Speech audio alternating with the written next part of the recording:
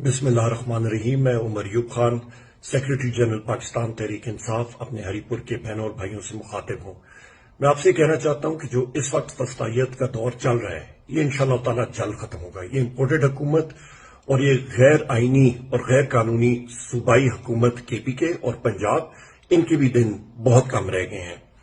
मैं आपसे कहना चाहता हूं कि हम लोग अपनी अवाम के साथ बिल्कुल शाना बशाना खड़े हैं। अकबर अयूब खान साहब, अरशद अयूब खान साहब, यूसुफ अयूब खान साहब और मैं बजाते खुद, हमारी सारी टीमें मैदान में हैं। हमारे जो लोग इस तहरीक में और अपने असली जमहूरी हक के लिए जो हमारी जस्तजू जारी है उसमें उनको जेल में डाला गया, अल्हम्दुलिल्लाह सब के सब बाजियाब हो गए, सबको जेल से रिहाई मिल गई अल्हम्दुलिल्लाह, और वो इस वक्त अपने घरों में हैं। हमारी कानूनी टीमें, हमारी इंसाफ लॉयर्स फोरम, उन सारों का मैं शुक्रगुजार हूं।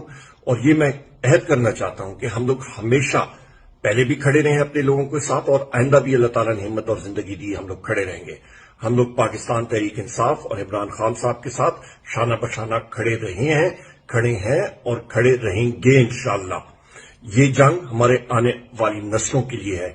हमने पाकिस्तान को एक सही मानों में एक फलाई मुमलिकत खुदादार पाकिस्तान बनाना है और मदीना की रियासत बनाना है। अल्लाह ताला हम सबका हामी और नासर हो। जीत इंशाअल्लाह ताला पाकिस्तान तहरीक इंसाफ की ही होगी।